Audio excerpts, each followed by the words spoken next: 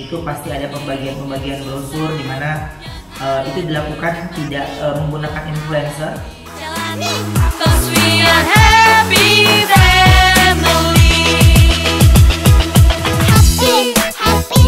Happy sepanjang hari.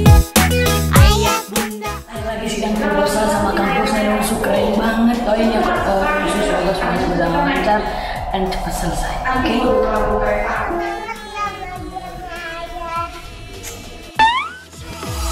Happy family, we are happy family. Ayah bunda adik kakak semua happy. Tebarkan gembiramu, lebarkan senyumanmu, buat familymu happy. Buat familymu happy.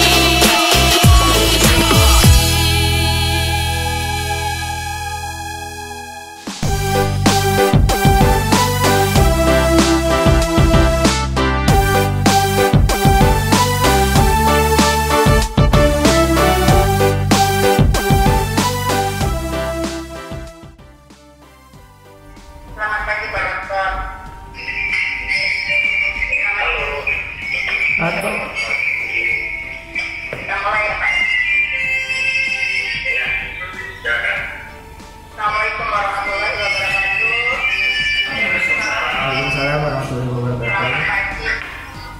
Baik, kita mulai sidang proposal pada hari ini, hari Jumat tanggal 26 Juni 2020. Peserta pertama atas nama Ruben Mojo. Untuk mempersingkat waktu Pak Ferry, saya persilakan dibuka sidang proposal. Baik. Baik, selamat pagi. Pagi. Ya, oke. Silakan Ruben untuk menyampaikan materi presentasi selama 7 menit. Oke, baik. Terima kasih Pak Dokter, terima kasih Bapak Dr. Edison, dan juga terima kasih Pak Heri Sanjaya atas waktunya. Sini untuk judul memang yang saya ambil adalah strategi komunikasi bisnis pemasaran kuliner dalam menghadapi persaingan.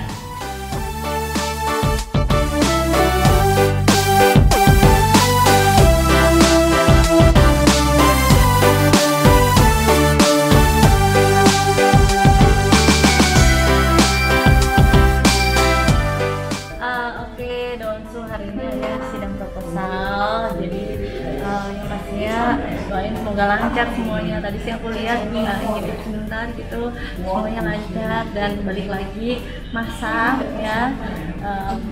Ya semoga semuanya nilainya bagus. Dan memang untuk menarik perhatian masyarakat itu tidak hanya menggunakan media saja, tapi yaitu media iklan di luar ruang seperti brosur itu masih saya lakukan di setiap pembukaan outlet. Itu pasti ada pembagian brosur di mana itu dilakukan tidak menggunakan influencer, tapi dilakukan oleh saya sendiri pastinya, dan juga Instagram saya sendiri yang sampai sekarang ini followernya sudah mencapai 25.100.000 orang. Saya rasa untuk sebuah perusahaan makanan yang saya pimpin, saya tidak perlu waktu banyak. Saya hanya dari 25 juta, saya berawal ini dari 7 juta pada saat itu, tapi saya cuman berpikir 10% dari 7 juta minimal bisa membeli gitu. Dan seharusnya jika followernya sudah 25 juta, harusnya 10% dari 25 juta itu bisa terbeli. Dan target saya tidak pernah melebihi dari apa yang menjadi follower, tapi tetap 10%. Karena buat saya, bagaimana persaingan dunia makanan sekarang ini semakin banyak. Itu yang saya harus pikirkan sebenarnya dengan baik. Saya pernah melakukan yang namanya Instagram, itu adalah awal untuk saya. Tapi setelah itu saya mau tidak mau harus menggunakan kocek pribadi untuk masuk promosi ke TV. Kenapa harus ke TV? Karena buat saya untuk promosi secara dikenal oleh masyarakat, TV masih 60%, ya 40% itu memang masih digital. Jadi saya harus merambah ke dunia TV untuk promosi sebuah brand.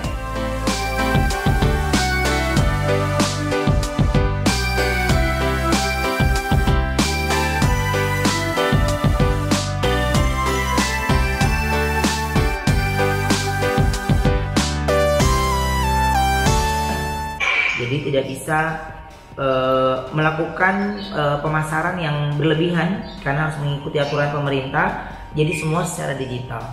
Tapi yang menjadi kesulitan buat kami, ini di luar dari konteks, ini memang harus saya sampaikan, kesulitan buat kami itu adalah semua orang ketika dalam keadaan di rumah itu tidak bisa kemana-mana.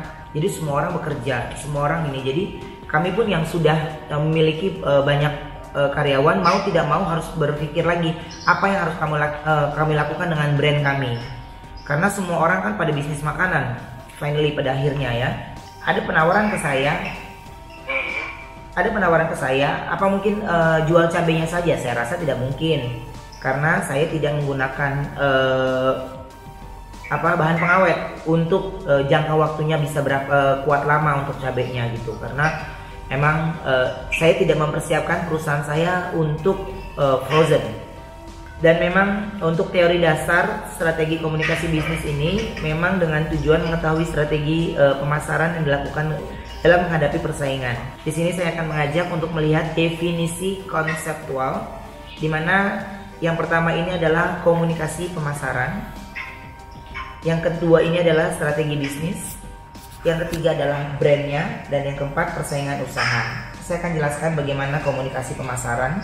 Seperti yang saya bilang di awal tadi, pada saat pemasaran tidak hanya bisa dilakukan secara digital saja, tapi pemasaran harus bisa bertanggung jawab dengan rasa. Contohnya, saya rasa setiap makanan yang kalau enak pasti dari mulut ke mulut itu cepat sampai. Yang diinginkan oleh orang-orang kita itu adalah makanan murah dan enak.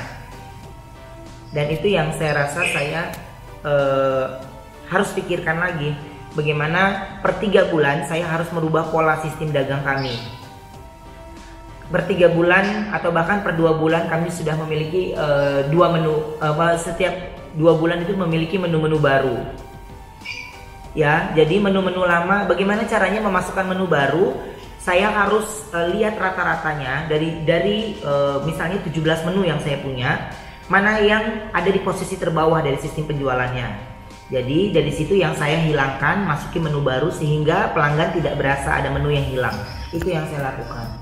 Dan memang yang paling tersulit buat strategi sebuah bisnis itu adalah menentukan harga. Kalau buat saya, karena dalam menentukan harga itu adalah hal yang sangat bingung. Saya harus menggunakan bahan baku yang enak, tapi orang banyak beli. Saya harus menggunakan tempat-tempat atau packaging yang menarik sehingga banyak yang beli. Karena banyak orang-orang kita yang akhirnya mau tidak mau mereka membeli karena omongan orang enak, karena omongan ini. Tapi kan saya rasa saya harus bertanggung jawab dengan packagingnya, dengan kebersihan tempatnya, dengan keramahan dari setiap karyawan saya yang bekerja di dalamnya. Itu buat saya salah satu strategi bisnis yang cuman memang yang saya akui tingkat kesulitan untuk strategi bisnis yang lain ini adalah ketika satu pelanggan ini membeli lebih dari 10 porsi atau 15 porsi dengan pilihan yang berbeda. Saya selalu menambah SDM misalnya atau apapun itu, tapi memang makanan murah di Indonesia ini masih banyak diminati oleh masyarakat, sehingga saya juga tidak pernah terbayang kalau setiap hari ada pesanan 500 box sampai 1000 box untuk sebuah perusahaan-perusahaan yang terkadang semuanya serba dadakan. Tapi karena kami saat ini apapun kami layani, jadi mau tidak mau di setiap outlet itu saya tambah lagi SDM-nya, bagaimana pelayannya itu khusus menangani untuk pemesanan yang jumlah besar gitu. Dan kami melayani memang di hari H juga kami melayani, jika itu masih dalam hitungan 1000 ya. Tapi lebih dari segitu kami butuh waktu H-1 kami masih bisa melayani. Saya akan masuk ke kerangka alur penelitian Bapak Ibu, di mana komunikasi pemasaran, persaingan usaha, dan strategi bisnis. Ini adalah kerangka alur penelitian yang menurut saya dari sisi pemasaran sangat amat harus dilihat dari sisi pemasarannya. Untuk metodologi penelitian, di mana metodologi penelitian ini digunakan dalam penelitian ini adalah dengan menggunakan penelitian deskriptif kualitatif, dan di mana metode penelitian dan menitik beratkan pada gejala yang ada di masyarakat atau fenomena yang berlangsung. Ini buat saya metode untuk penelitian ini mungkin tidak banyak mereka tahu dari sistem perdagangan ya, karena mungkin kalau kita yang kuliah mungkin harus belajar tentang hal ini. Tapi di era yang sekarang ini memang agak sulit untuk banyak pedagang-pedagang yang mengerti tentang metodologi penelitian ini. Saya akan langsung ke key informan dan informan. Dimana key informan ini adalah lagi sidang proposal sama kampusnya yang keren banget. Doain ya khusus semoga semuanya berjalan lancar dan cepat selesai. Oke?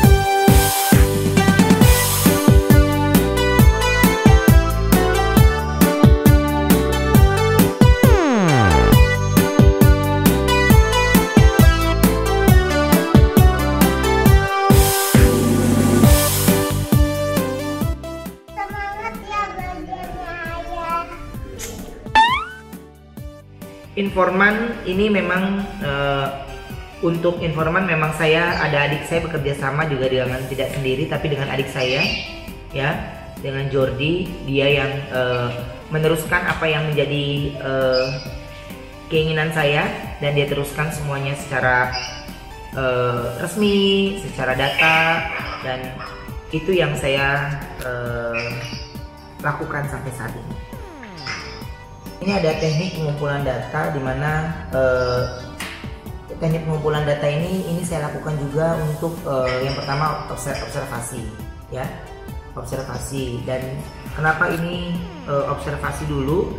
Karena semuanya ketika kita mau mengeluarkan menu yang baru, ketika kita mau membuka cabang yang baru, itu semuanya harus ada observasi terlebih dahulu ya, observasi terlebih dahulu. Dan yang kedua, ini memang banyak orang yang melihat ketika buka usaha itu deket kampus aja banyak yang beli.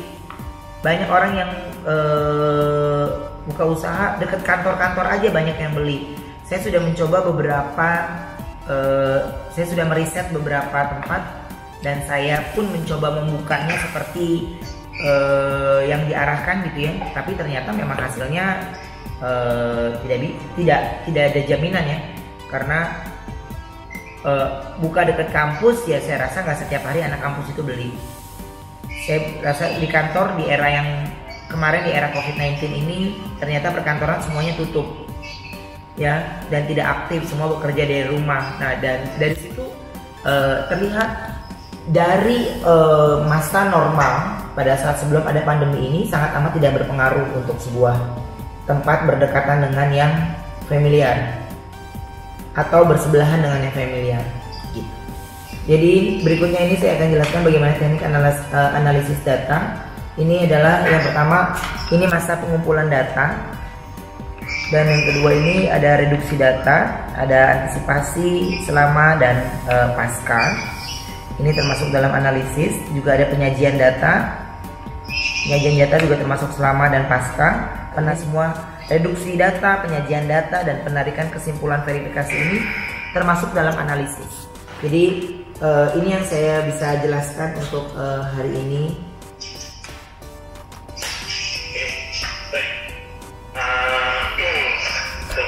Ya. Sudah siap dengan catatan dan pulpen dengan catatan?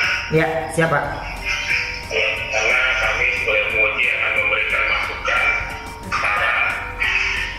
kekurangan dari proposal kamu ini. Dan Ya. untuk mempersingkat waktu, selanjutnya saya harus silakan Pak Dr. Edisa memberikan masukan dan sarannya.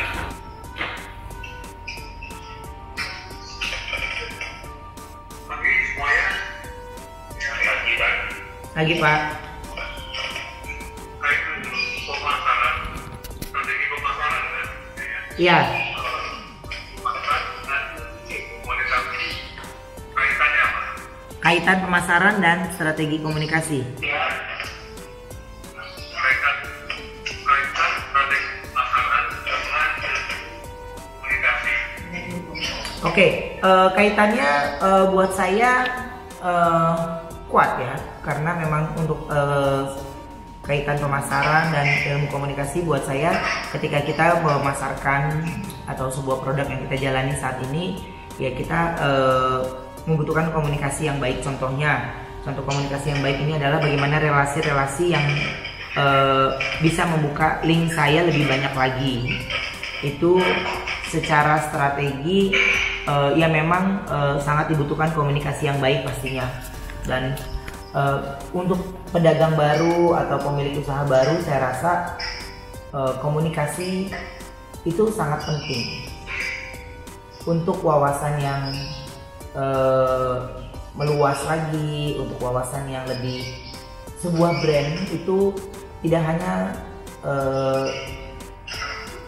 pemasaran yang dari, ya ini mungkin dari strategi digital bisa dilakukan, tapi saya rasa dari pemasaran, komunikasi itu face to face, mungkin kita bagaimana kita bisa memasarkan produk kita dengan baik, itu butuh waktu dan wawasan luas, link yang luas itu buat saya pentingnya komunikasi. Bagaimana kita bertemu dengan orang-orang yang sudah senior nih dari sisi penjualan, bagaimana mereka-mereka yang ada beberapa pengusaha yang mereka berhasil di bidang properti tapi tidak berhasil di bidang kuliner. Buat saya itu adalah salah satu untuk membutuhkan komunikasi yang baik. Tadi penjelasan brand, pemerintahan sepanjang lebar. Sebenarnya strateginya tuh tadi kamu sudah jelaskan sebenarnya banyak lebar sampai mulut dari itu. Bisa ditanya, sebetulnya dalam tahap ini strateginya sebenarnya apa sebenarnya bukan ujian ini, ujian atau ujiannya. Apa Pak? Kurang jelas ya soalnya. Putus-putus Pak, maaf Pak. Nanti pentingnya melakukan penelitian dalam pembuatan uji ini untuk apa? Kalau penjelasan tadi strateginya, ya kan sudah lengkap. Ya.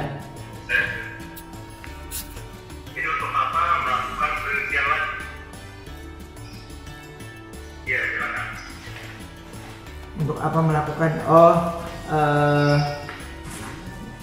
untuk apa melakukan perincian yang tadi saya sebutkan ya Pak? Penelitian. Penelitian.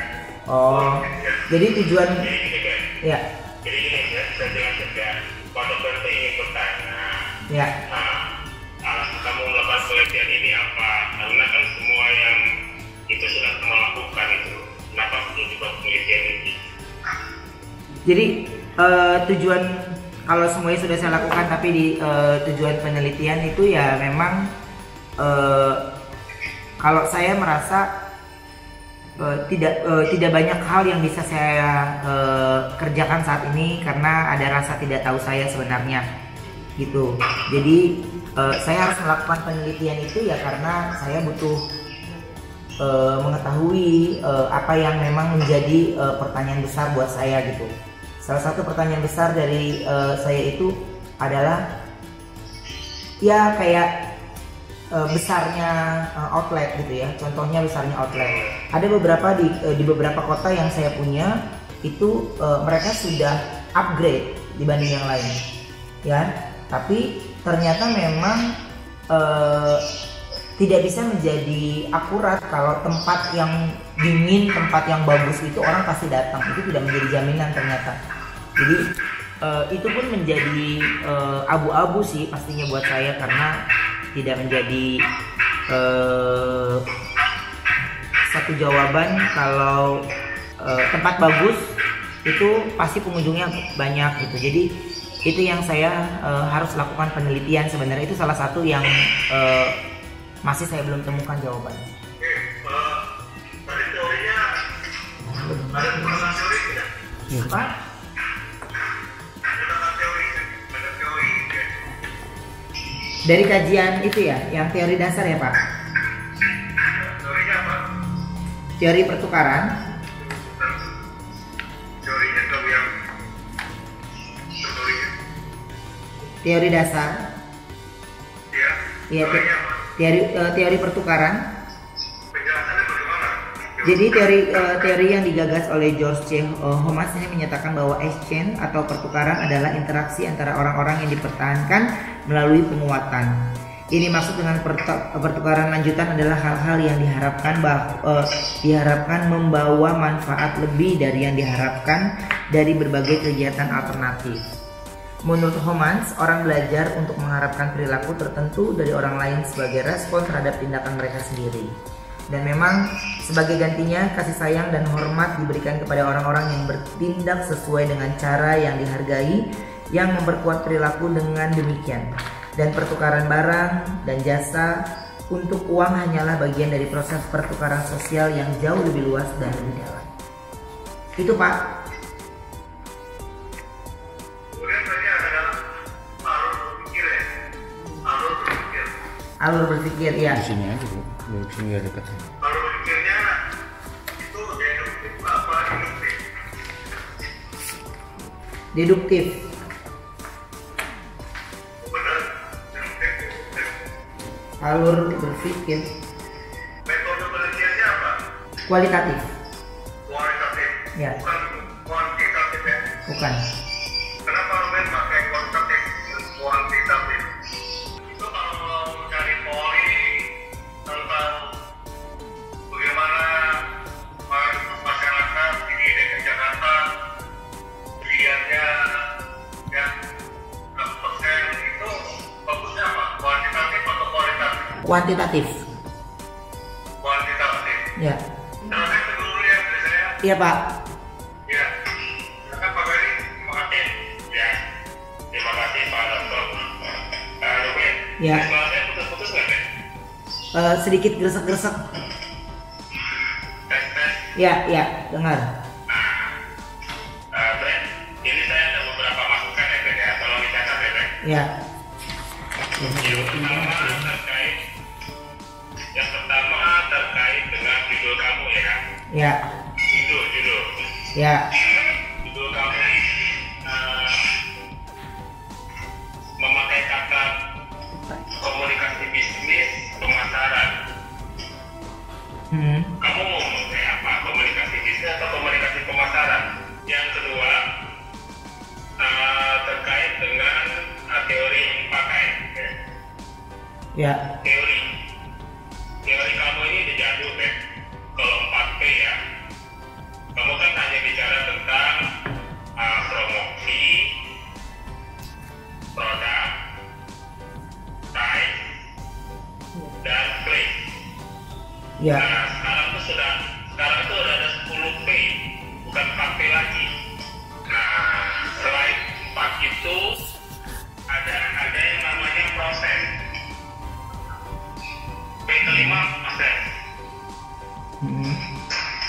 P keenam produktivitas atau productivity. P yang ketujuh people. P yang kedelapan physical evidence. P yang kesembilan priority. Dan terakhir P yang terakhir itu partner. Nah, ini harus kamu kupas nanti. Apakah dalam strategi pemasaran ini, komunikasi pemasaran ini, 6P yang lain itu dipakai? Siapa? Nah, makanya teori dasar kamu itu bukan teori pertukaran sosial, tapi teori marketing mix. Jadi, marketing mix itu tadi kan kamu sudah jelaskan, kamu promosinya ada dua. Ada promosi digital, nah, ada promosi secara manual ya. Digital itu kan tadi kamu jelaskan seperti kamu di TV, terus di media sosial ya. Nah, yang kamu harus jelaskan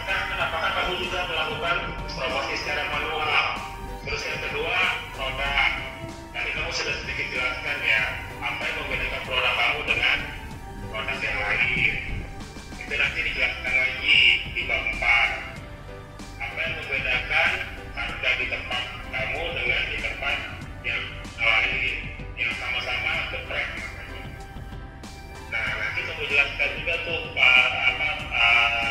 yang terkait tadi saya bilang tuh yang produktivitas, people. Nah, people ini menarik ini. Kenapa menarik? Apakah ada ciri-ciri khusus pekerja di tempat kamu yang beda dengan yang tempat lain? Jadi nanti sebelum itu kamu jelaskan lagi ya. Dan itu teori dasarnya ganti aja jadi marketing mix. Ya. Jadi biar pas itu dengan judul kamu. Ya, siapa? Oke.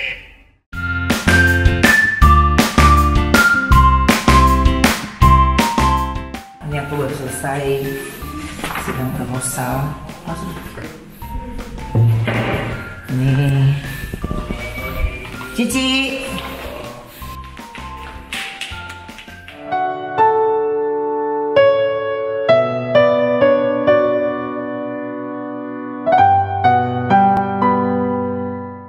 Udah selesai untuk sidang proposal 1 sampai bab 3. Onyo.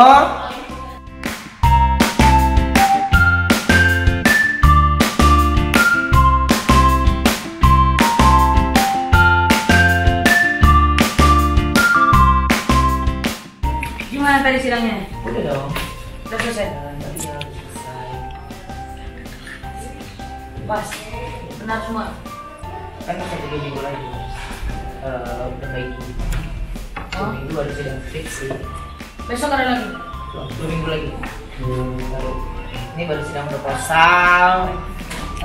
Baru lanjut lagi nanti sidang skripsi. Oke. Sukses terus ya. Semoga lulus ya. Nanti hanya bisa kayak ayah juga gitu. Ya. Emang ayah tadi sekolahnya pakai sendal? Cuma kan cuma segini doang. Oke, Donsu. Oke gitu, terima kasih. Udah Ya. ngikutin saran kita hari ini. Ya. Pokoknya Donsu jangan lupa like, subscribe, komen, share. Ya, Donsu ini baru sidang proposal, jadi 2 minggu lagi perbaikan. Jadi mudah-mudahan semuanya berjalan lancar, semuanya sesuai dengan yang ditargetkan. Ya, oke. Kalau kayak gitu, terima kasih buat semua yang sudah support, semua yang didukung. Mudah-mudahan hasilnya bagus, hasilnya menarik dan memuaskan. Ya, terima kasih.